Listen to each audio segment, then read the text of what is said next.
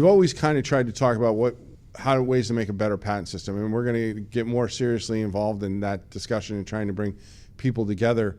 So that's sort of the premise of having this conversation. Our panel really needs no introduction. I'll briefly introduce them. First is Bob Stoll, former commissioner for patents, and he recently who was with Drinker Biddle since he left the patent office. He recently left Drinker Biddle to go out on his own. Bob is, among other things, an expert witness, maybe sometimes a patron saint of lost applications. If you have a problem, you can't get an application through the office, but let Bob take a look at it and see if he can help. And he's a good friend, and he's a member of our Hall of Fame too. So we're glad to have you here, Bob. Thank you. Also, another member of our IP Watchdog Hall of Fame is Judge Paul Michel, Chief Judge of the Federal Circuit. He's retired, famously retired from the Federal Circuit because he wanted to be able to advocate, in his view, what would be better for the patent system, which you can't do as a judge. And he's been just a real leader in the industry, even before he left the Federal Circuit. But since he left the Federal Circuit, he is chief agitator on trying to make a better patent system. And he has been a mentor to me and to Renee, and we really appreciate your support in being here, Judge. And last but certainly not least is Judge Pauline Newman, who is on the Federal Circuit currently.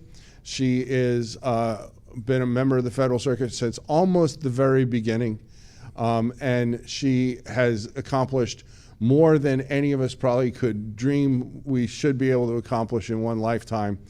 She was a preeminent leader of the bar before she went on to the Federal Circuit, and she has been, in my opinion, clearly one of the main thought leaders. If there's a Mount Rushmore for Federal Circuit judges and you don't put Judge Newman on that Mount Rushmore, you really haven't been paying attention. And it's just that simple. And it's been a privilege to get to know you better over the years, Your Honor, and thank you for being here as well. Thank you, Gene. So what I'd like to do is just, as I have done with all the panels so far, is give you an open mic to start off, to give your, lay your preliminary thoughts on the table, foundationally, however you want to do so, and then we can let the conversation evolve from there. Bob, why don't you go first? Sure, I'm happy to. I think that I have become disenchanted with the legislative process, let's put it mildly. I don't think there is a strong likelihood that anything is going to move this term. And I think it may be for quite some time. So I am focusing my discussions and my interests in other areas. I've always strongly advocated for eliciting the cooperation of the examining corps. And they still call me all the time, and I will tell you that many of them at the Patent and Trademark Office are frightened. They don't think that they are being treated fairly. They are worried about being fired. They're bringing back first-year people. They don't have the space to house them. There's a suit by POPA, the union, against the administration. It's not working, is what I'm telling you, which is costing all of us, and I think that's problematic.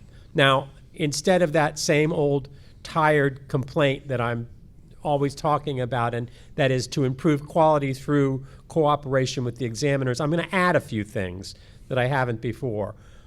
AI, I think, is becoming critical. It's reaching levels that I didn't expect it to reach this soon. I am aware, there's, it's called the IP5. It's all the big offices, JPO, China, Korea, EPO, and the USPTO work together and have these programs of cooperating.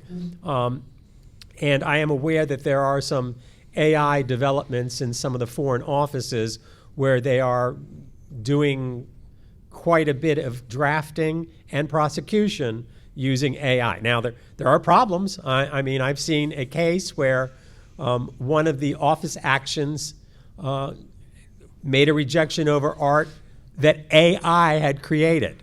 So, there are definitely some issues out there that need to be worked out.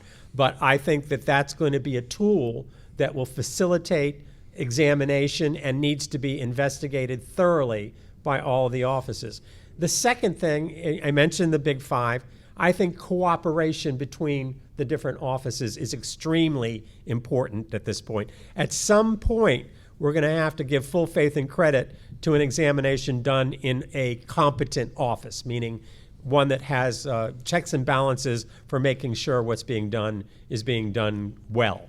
And I think that that is a second thing that we need to look at. Now, I will also let you know that within the past 2 weeks, there was a meeting of the Big Five in China, and at the last minute, the USPTO pulled out.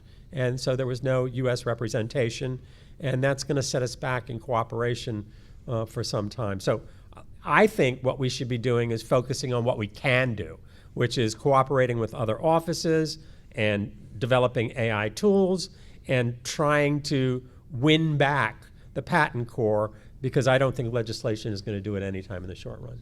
Okay, great. Thanks, Bob. Judge Michel. Well, the country needs to have a patent system that is truly a system, where all the different parts are coordinated well with one another, where roles are clear, expectations are clear, and where the system functions as a whole to produce all the goods that a sound patent system can produce and does produce elsewhere and used to produce here as well. I think one of the big problems is that there is a gap of understanding between the people who practice patent law, who invent, who invest in inventive activity, who run business companies, who run law firms that serve clients who are in these kinds of technology-intensive industries. And for my the courts have gotten so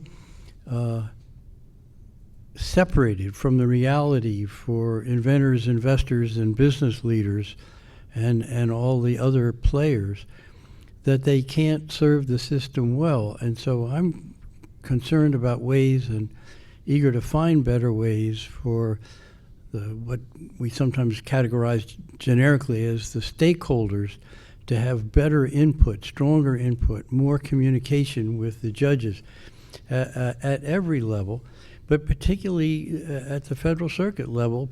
The Federal Circuit was created for the whole purpose of trying to unify, clarify, cohere, and stabilize patent law in this country. And to my eye, it's not doing a very good job of that anymore. There are too many panel decisions that seem inconsistent with other panel decisions, or too much loose language in opinions that let people cite the opinion for anything they want. And that's a failing of the judiciary. But the reality is we're not going to have a lot of highly experienced patent lawyers appointed to the bench. It's just not going to happen. It can happen to an extent and needs to at the Federal Circuit level, but at the district court level, we're never going to have a lot of patent practitioners in place. At the Supreme Court level, same thing. We're never going to have a patent-savvy lifetime person on the Supreme Court. So a lot of responsibility has to be carried by the Federal Circuit, and I think they're not carrying it very well. I think a lot of people assume that it's an adequate vehicle of communicating with the court to file amicus briefs, and I'm not against amicus briefs. Surely they can serve very good purposes, particularly where they emphasize the practical implications of judicial rulings and not just rehearse case law quotes the way so many briefs do. But I don't think that amicus briefs are anywhere close to adequate.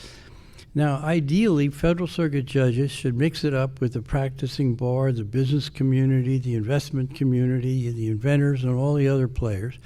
But they don't, and that's a shame.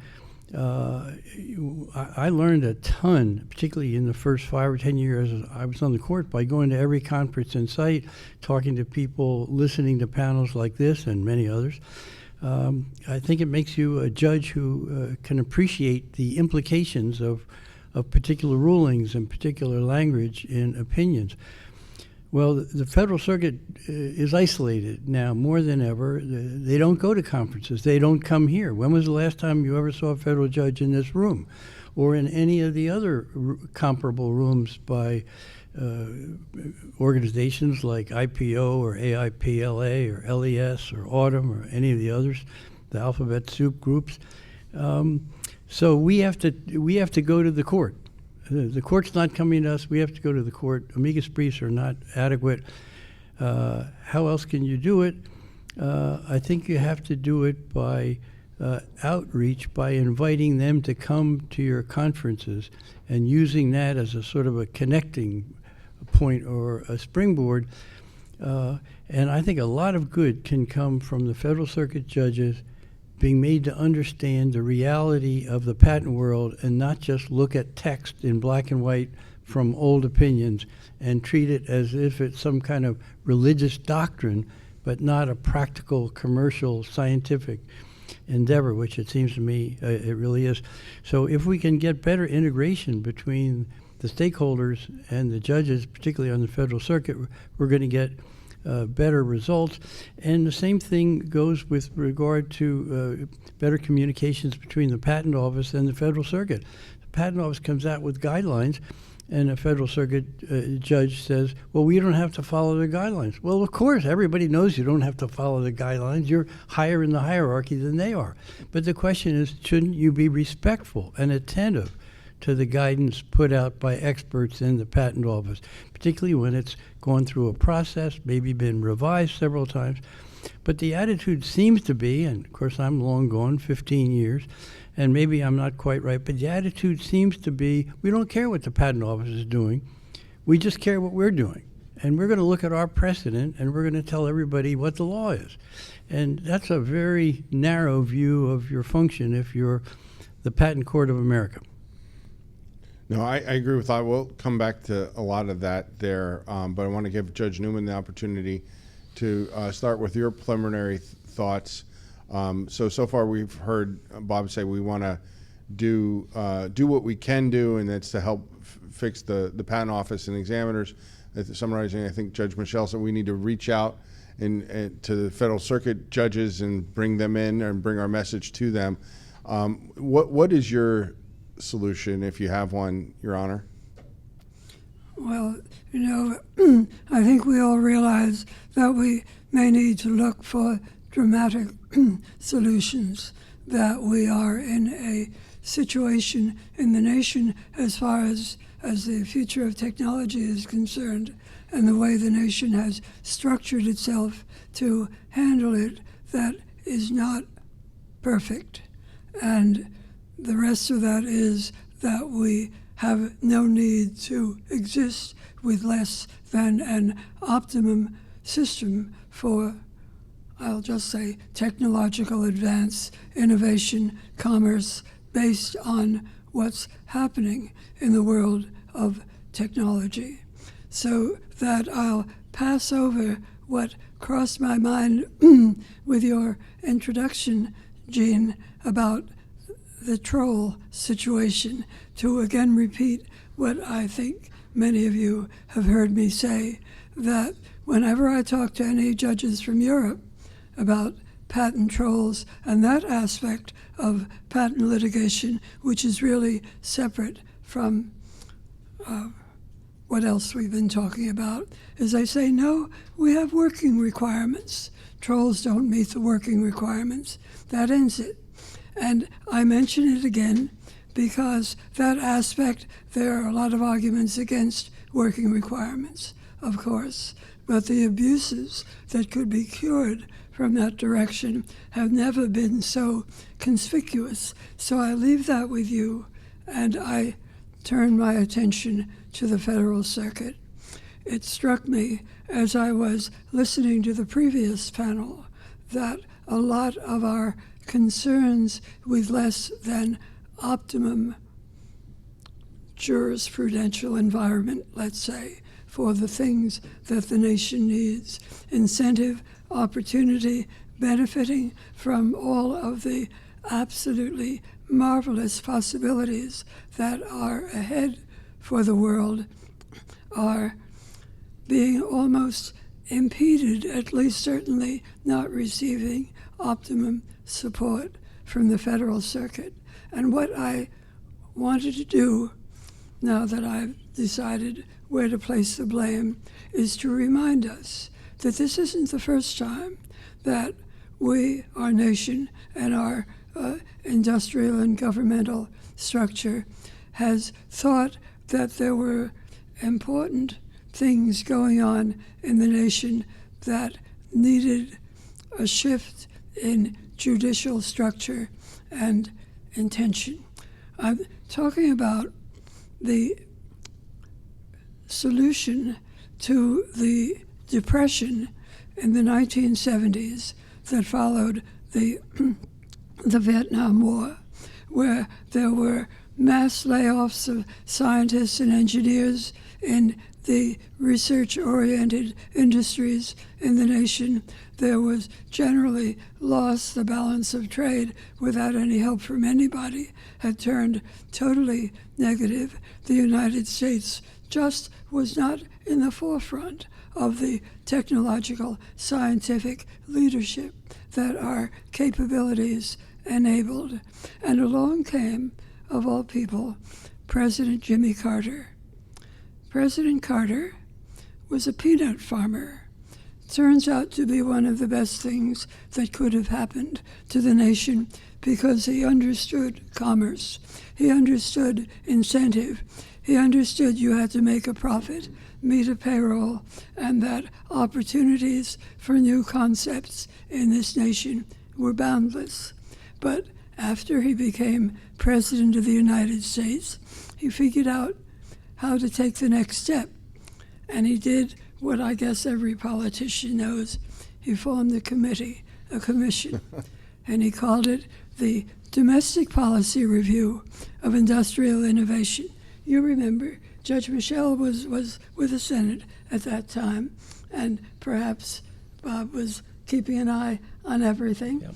And he formed this review of the nation's leaders from every possibly, conceivably involved people, universities, the National Institutes of Health, the Justice Department, the antitrust powerhouses on all sides, the heads of the various bar associations, the Commissioner of Patents, then Don Banner, was a member, public interest groups who generally had, as is now, the sense that monopolies drive up prices, so you have to be careful, and so on. There were, I think, about 30 of us in this review.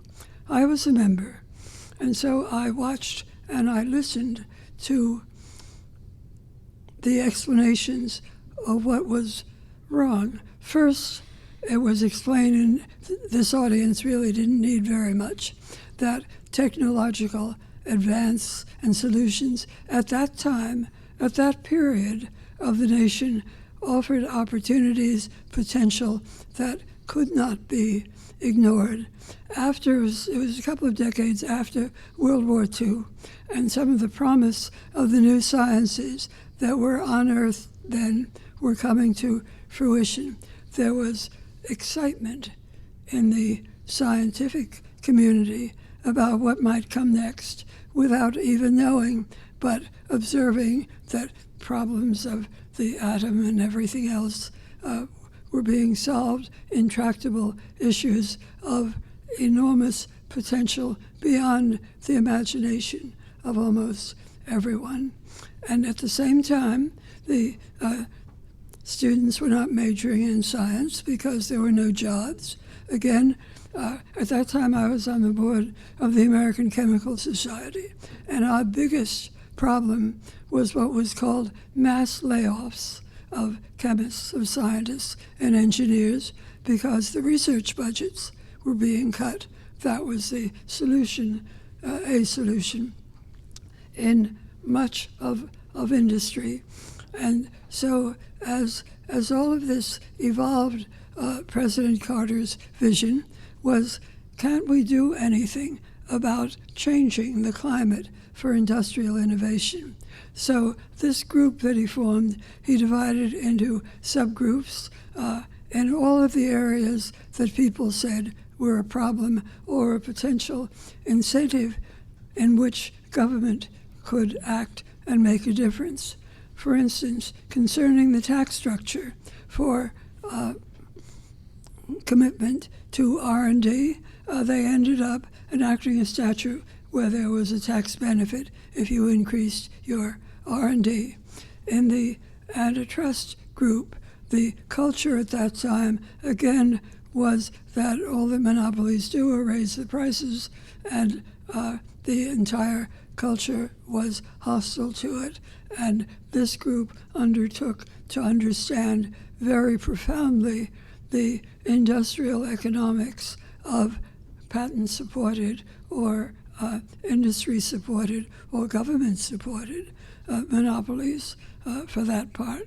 There were 6 subcommittees of all sorts of interests, and one of them, and it was number 6, we all thought it was an afterthought related to patents. And that was the subcommittee, the group with which I served.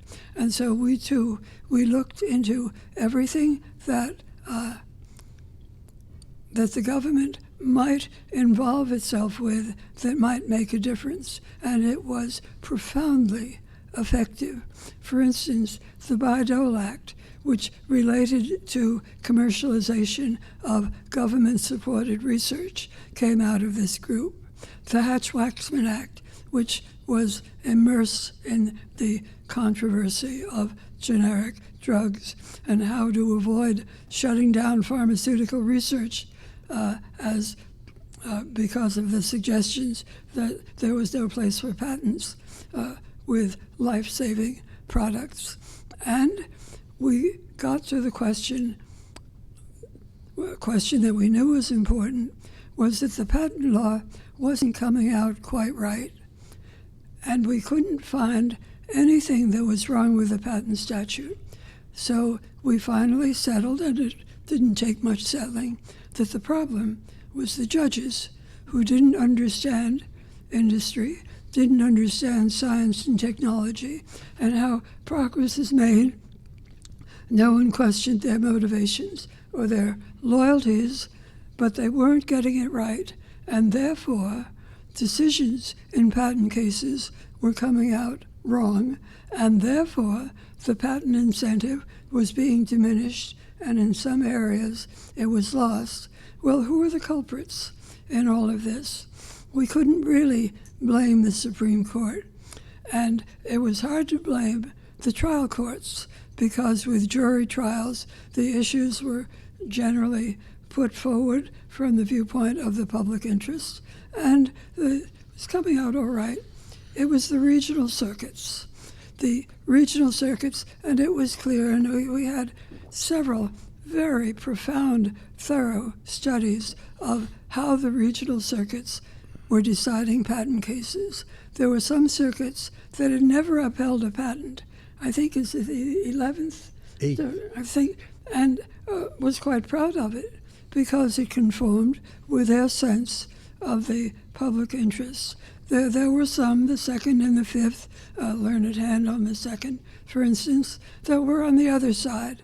But the differences between the circuits were marked, and whichever circuit you went to could control the outcome. Forum shopping was absolutely rampant, unlike anything that we see today in the patent areas. And as a result, as the research directors of the largest industries in the nation or in the world very honestly and openly told this group, is that in their studies, their calculation within the research entity of what we would invest in, what we would do next, which concept we might try and evolve. The internet was just coming into being. The possible self-driving car made everyone smile with enthusiasm. And to put it all together, the problem was that there were these circuits out there of well-meaning, smart judges who got everything wrong, and something had to be done about it. Well, the answer thereafter was simple. You get rid of them. Only one circuit then would be deciding patent cases. So, and they would get it right because it would be staffed by the giants on the CCPA, the Court of Customs and Patent Appeals, the brilliant people that we all knew existed and were doing their best, but without support in the patent system. So there would be one court that would handle all patent appeals. And of course, there was confidence that with the brilliant results that were expected from this single national court, whose decisions would apply throughout the nation, there'd be no other circuit court, that it was not, the Supreme Court just was not a concern.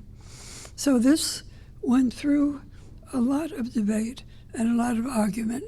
There were a lot of objections because this was a dramatic change, and the purists in federal structure saw no reason for, well, not enough of a reason for change. But at the same time, Congress listened to us. And the reason they listened is because we brought the heads of the largest industries in the world to tell them that something was wrong, and something was wrong with the judicial structure, and it wasn't coming out right, and it was hurting the nation and wasn't helping anybody. And so the testimony was scheduled and hearings were held. So I testified for industry, and I told everyone just what we wanted to hear. But the opposition was totally unexpected and powerful. The opposition came from the American Bar Association, and the ABA, sitting at this other table, I was sitting over here, brought out their biggest luminaries to explain why this was a terrible idea. And the chief reason that it was a terrible idea in their mind was that circuit conflicts are not bad for the nation. They're extremely helpful in many areas of the nation. If there's this much difference among circuits as to whether there should or shouldn't be patents, and whether the patents should or shouldn't be strong or weak or remediable or what else, then the circuits will develop it, reflecting the culture and policy they represent, and the Supreme Court will decide. There's a lot of power to that argument. However, industry and I wouldn't have any of it. All that we knew is that we would continue with the present situation on their position, is what they were proposing, and that was untenable. So we proceeded. The Federal Circuit, it was not all that smooth. The idea of a specialized court didn't fly, but Professor Metter of Virginia cured that by designing the court that is not specialized. At that time, the patent cases, the appeals from the regional circuits, would have been 14% of the jurisdiction. So that showed that it wasn't a specialized court. The other areas, when he proposed combining the Court of Claims, when I said there were giants on the Court of Customs and Patent Appeals, this was nothing like the giants on the Court of Claims. For instance, they handled tax claims against the United States as just one of their areas of jurisdiction. And two of their judges, they had 7 judges, had been the Assistant Attorney General for Tax, which was a position that is almost honorarily given to the best, most brilliant, most highly regarded tax lawyers in the nation. And their other members were equally experienced and talented and highly regarded. So this was a powerhouse, really almost beyond imagination, and it proceeded, and it was formed. We out-talked or out-lobbied the ABA and formed the Federal Circuit. Now, I'm going to skip what happened in between because I'm getting wound up. For the first couple of decades, the Federal Circuit was credited with pulling the nation out of recession. That got everything right. It started to slip. there are a lot of reasons why it started to slip. And so here is my bottom line. I was wrong. We should not have formed the Federal Circuit and taken it away from the regional circuits. Maybe we should have looked elsewhere, but that turns out to have been the wrong answer. And I have a very simple solution. We give the patent cases back to the regional circuits. We achieve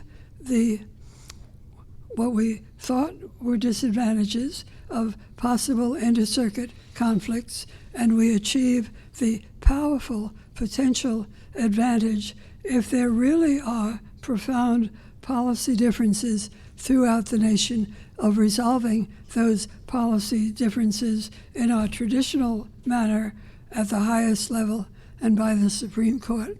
So that's what I've been leading up to. This is my suggestion, that we think about and explore the consequences, the benefits, and the disadvantages. I would just pluck the patent cases back out of the Federal Circuit. And I haven't resolved, I'm arguing with myself about what to do with appeals from the PTAB.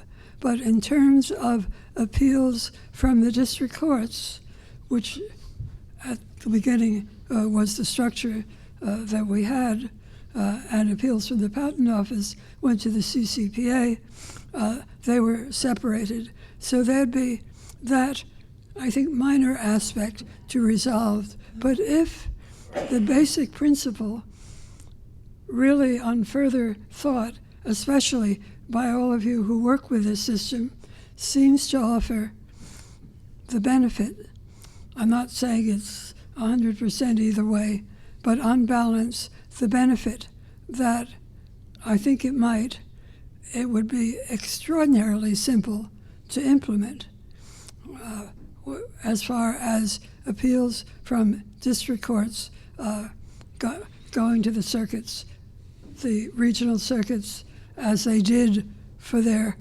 200 years until we put the Federal Circuit in the way. So I'm really very interested in hearing what all of you think about this wild idea. Well, I think it's genius, but then again, I wrote about it. So I've been writing about that for some time, increasingly, that I thought the Federal Circuit, at least in its current configuration, has long outlived its usefulness. It was created to bring uniformity to patent law, and nobody who's honest can say that the patent laws today are uniform. And I think one of the biggest problems that I had not ever anticipated, but I think were anticipated by the ABA and others back in the late 70s and early 80s, is that we have a court that is captured to some extent by the industry. And maybe better to say the other way around, that the court has captured the industry rather than the industry has captured the court. And we see no better proof of that than I know how many people support you, Your Honor, privately. And I know how many of those people support you publicly. And the number who support you publicly is not quite zero, but it's much closer to zero than it is the number of people who support you privately. And why is that? It's because everybody's afraid of the Federal Circuit. If you appear before the Federal Circuit, and I can say these things now because I've said for too long what I've thought about this issue and other issues, that any dream I ever had of practicing at the Federal Circuit is now gone forever. And because I can't possibly, and that's why I stopped representing clients, because I tell people what I think, and I'm not going to stop doing that, but it's not fair to clients, because I may get in front of an examiner who likes me, may get in front of an examiner who doesn't like me. I may get in front of a judge who likes me or not. And I like to think with the judges, at least, that they'd be able to put aside whether they like me personally or not, but I don't think the Federal Circuit can. I don't think they do. I don't think they would. And that is a huge, huge problem. And as far as what Judge Michel was saying about the Federal Circuit, I can tell you for sure the Federal Circuit has been invited to these conferences over and over again. And I have stopped. And I will start again. I will make them ignore me. I will make them say no. But I reached out to the clerk's office a few years ago, and I said, look, we do these events all the time. And rather than me every event that we do, inviting all the judges, and I invite not just the judges, but I invite all the clerks, all the interns, all the staff attorneys. Any of them can come to any of our programs for free, and I was told by the clerk's office, that's not how this is done. I'm like, well, what do you mean that's not how this is done? And and then one of the judges did accept an invitation to speak, and 20 minutes later, sent me one of the more nasty emails I've ever gotten in my life, telling me how inappropriate it was to have invited this person to speak. You talk about cloistered. I mean, they make monks look like they're well-adjusted social agents. And that's a big part of the problem. And I'll end with this, and then I'll ask you guys to comment if you want. But I don't get why they stay away. I mean, years ago, I was at the Chamber of Commerce, and one of the judges, I won't say who, but was there giving a talk, and it was off the record. That's why I won't name who it was. But it was off the record, and we all were invited to ask questions if we had questions. And my question was, is the court familiar with the fact that you can't patent a medical diagnostic? And I was told by this judge that there's no per se rule against that. And I said, you may think that, but I can assure you that that's not the case. And they pushed back. And I said, can you give me one example of a medical diagnostic that has been patented? And I said, I can answer that for you. The answer is no. And I'm not questioning that you, Your Honor, don't call balls and strikes as you see them in every case. But when every case the answer is no, the message that the court is collectively sending to the industry, whether you realize it or not, whether you realize all the other judges are doing this or not, but the message to the industry is stop trying to get those kinds of patents because we don't want them. And worse, stop doing the research that would lead to earlier and more accurate medical diagnoses, which every doctor will tell you is the key to effective treatment. Early, accurate diagnosis. So this is an insane policy to make categorically ineligible for patents anything that's in the medical diagnostic field. It's just crazy. And what most people don't, and I recommend anybody who's interested in this particular issue, go back and find Medtronic's amicus brief in Bilski. And it supported neither party, but they made the argument that said, look, we're just going to tell you our story. If this would be the law, fully 1/3 of our portfolio would not exist today. And the problem with that, they said, is that medical diagnostics predate medical devices by at least a decade. And if we don't know what you have, then how are we going to create a device to treat what you have? So it's not just stunting the growth of medical diagnostics to zero. It is stunted the growth of medical devices to a degree that we can't possibly know. So Bob, Judge Michel, I don't know whether you want to address the Federal Circuit issue or not any more than what, but well, open mic. One brief rebuttal to my colleague, Judge Newman. The percolation system of patent cases going back to the regional circuits means that where there are significant splits of policy or ruling, the Supreme Court has the opportunity to step in and settle the unclarity. The trouble I have with that is they do a terrible job. When they get a fundamental patent issue, more often than not, in my humble opinion, they mess it up. If we had a better informed Supreme Court, I would like Judge Newman's solution. But with the way the Supreme Court has behaved in the last 20 years, I wouldn't want to chance it. Okay. Bob, I know you're an expert witness, so if you don't want to say anything, No, I don't can want say to get whatever you I in, want to say. I know, but I don't want to get you in trouble. You're my friend. I'm not worried about it. Okay. I think it's a laudable idea. I think it should be investigated. I think there is a problem with the Supreme Court and their handling of patent cases. I would add one other mechanism. Maybe the Federal Circuit should be a truly patent court, meaning the judges are patent experienced, that they only handle patent matters, which they don't right now, and maybe we get a configuration that provides for an understanding of the importance of patents in that type of court. But I applaud both of your comments. I think that's true too. I think something does need to be done. We need to, and more importantly than acting, we have to be able to have this conversation openly and get these ideas about the good, the bad, what are the problems, what should we do, and because it can't go on this way.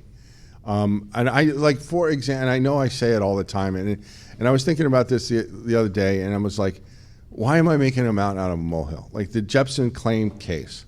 Nobody writes Jepson claims. Nobody writes Jepson claims. I get that. Like out of the 325,000 patents issued any year, there's probably less than 5 of them that have a Jepson claim in it. Maybe not even 1 a year. But in the case where they said that if you are using a Jepson claim, you have to have support for the prior art in your specification. That is just crazy talk. And anybody that knows anything about the fundamentals of patents knows that that's just crazy. Now, the problem isn't with that case, because as I say, Jepson claims couldn't almost be more irrelevant, right? But what happens in the world that we live in is you get one of these really bad ideas that people then start to like and say, oh, that makes sense. You should have to support the prior art and have the patent be self-contained. Explain the invention, explain all the prior art, and if you don't, then it's invalid. Well, pretty soon that's not going to be limited to Jepson claims. It'll be for every single claim.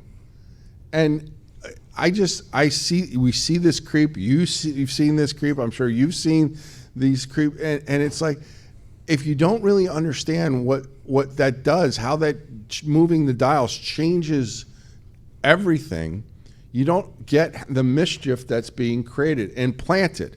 And even worse than planted for future Federal Circuit panels is the district court judges. I think they try their damnedest.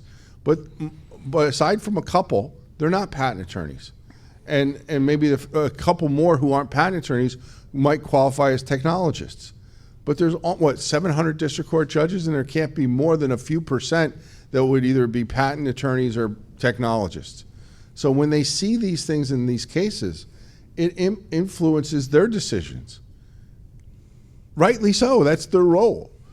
But I don't know how, as a district court judge, and I've talked to some district court judges, I don't know how you make sense, how you know what to apply. I mean, because I can predict the case from the Federal Circuit with 100% certainty once you give me the list of cases that panel will cite. But until I know what they're going to cite, I don't know what the ruling's going to be. But I think you can tell once you know who the panel is. Right, right. Well, you can, in which you don't even know until the morning of the argument. That's correct. I ask only tongue-in-cheek some litigators, like, have you ever walked in, seen who your panel was, and just walked out and said, you know what, I don't want to charge my client the 1 billable hour that I'm going to be up in the courtroom making the argument because it's a lost cause. And nobody's done that, but we all know that you could. I mean, let's face it, if you wind up getting Judges Dyke, Prost, and then if Senior Judge Mayer sits on your panel and you're a patent owner, you might as well spend the billable hour going out and having drinks and mimosas because you got no chance.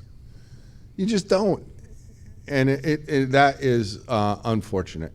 And that's why something that really needs to be done, because I mentioned it on the last panel, venue. We used to be choice of forum based on which circuit court is going to, are you going to be at a circuit court that maybe likes patents, that is somewhere in the middle, 50-50, or are you going to be at the 8th Circuit where you're never going to win, right? Well, now that same thing, it's just gone down from the regional circuits down to the district courts. Are you going to be in East Texas? Are you going to be in West Texas with Judge Albright or not? Or are you going to be in any one of the other district courts where you have various levels of no chance at all as the patent owner? And these things need to be addressed. And I don't have answers, but, and the last thing I'll say, and we can, feel free to comment on any of this, is I do think, and I understand the resistance to point out that patent owners should be classified and treated differently based on who they are. But I firmly believe we have lost that fight. The members of Congress are not going to do anything ever that they can be convinced might enable another RIM versus BlackBerry. So that means that if you are a patent on R&D company, a university, an operating company, you are being lumped in together with the worst of the bad actors who 100% of us would say, oh, well, that person's a troll. That's the very definition of a troll. And I think we need to carve out those worst bad actors to save the R&D companies, the universities, the independent inventors, and the operating companies. Thoughts, disagreements? I think the whole idea or the issue with trolls is overblown. Totally overblown. But I think we focus in on that too much.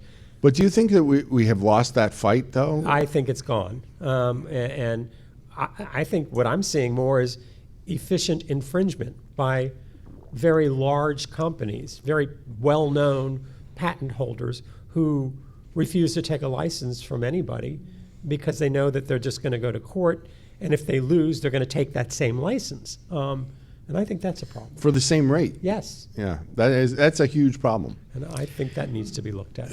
I think the root cause of litigation abuse is that claims get allowed and become part of issued patents that are overly broad and overly vague in their wording. And I would love to see, and this goes back to Bob Stoll's point about the examiners being better supported, if the examiners had more time and more training, it would be very easy, I think, to require the applicant to be clearer about their terms. When you say this general term, Or include a glossary. What do you mean? Or include a glossary or dictionary. And that would get rid of these vague and overbroad claims that allow for the litigation abuse. So a lot of this, not all of it, but a lot of it could be curtailed at the starting end of I agree. during the examination if we gave the examiners the help they deserve. Mm-hmm. Yes, this is not a simple practice. So much of it is very complicated. It needs expertise by the practitioners, and it needs wisdom on the part of the decision maker, because there are so many details, so many nuances, so many close questions with fine lines to be drawn, that it's not realistic for us to think that we could write a statute that could take care of enough to be worth the effort of presenting some 100-page statute to be coped with. But this is not unique to patent law. And this is where the judicial system comes in. And this is where the nation has been, in general, so well served by its selection of wise judges, savvy judges, practical judges who can understand, even in fields they know nothing about, when the significance of a particular ruling is explained to them, who can see through the hype as a matter of instinct, know what's true and what's not quite true. This is where the judiciary comes in. And this, to me, and I hadn't intended to go very deeply into this, but this to me is what I'll say scares me the most about the Federal Circuit, because the way the Federal Circuit resolves complexities and differences of opinion or judgment in policy areas or so on is by getting rid of the objector. Because, as you know, they removed me from the court 2 years ago for no reason. And I haven't been able to get back. I'm fighting through various tribunals.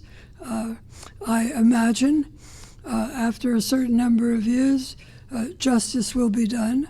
I'm already setting some records for longevity, which seems to perturb my opponents. And so who knows, we may together celebrate at Watchdog my restoration on my centenary.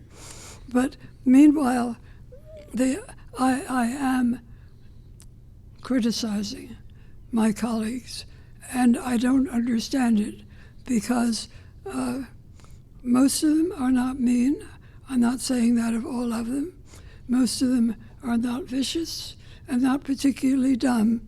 But how this situation involving me has arisen, to me, is incomprehensible.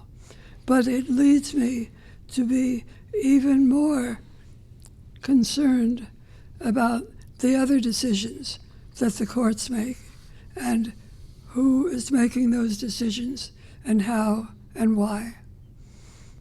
Yeah, no, I totally agree.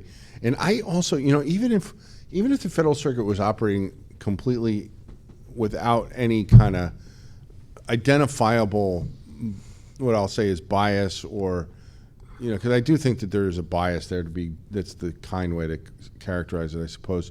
But and not the written decisions, but some of the decisions that they make just don't make any sense to me. I mean, Gene, even aside from whether particular decisions are viewed as wise and helpful or wrong and dumb, the worst thing of all, in my opinion, is the horrendous unpredictability of adjudication. That's a killer for investment. It's a killer for industrial effort to invent the next great advances. All the business leaders I talk to say, I can better live with a bad rule that's clear than with uncertainty, unpredictability, instability of doctrine and outcomes.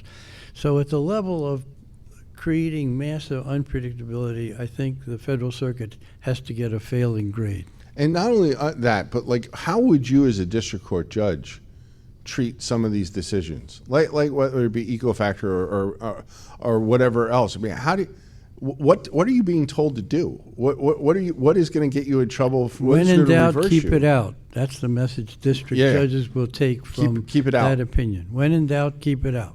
Bob? I think we should be focusing on what we can't do. And do it.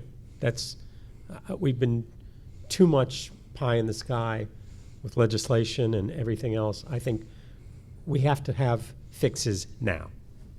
Great, thanks, Judge. Well, as long as the Federal Circuit precedents are as scattered as they look to me, the Federal Circuit, as you suggested earlier, Gene, should be going in bank to straighten out the inconsistencies, reduce the uncertainty, help industry and others have the predictability and stability they need to function effectively. And if the court refuses to do that, maybe they should be abolished. Judge Newman. Yes, I think, if you look around the bar and the way our bar works, we're very good at advising each other as to how to cope with this or that, but not so good at fixing what needs to be fixed. And I think it's not because we don't have ideas and aren't capable of coming up with solutions. It's that it's a lot of work, and we really just aren't organized. Because just as a final thought, which occurred to me as I cast my mind back to President Carter and the group that formed the Federal Circuit, I, for one, and I think a lot of my colleagues, some of whom held quite high positions here and there, just didn't think that just ordinary people, the populace, could get together and fix what's wrong. And yet we undertake what at the time was described as an even more disruption of the judiciary than it actually was.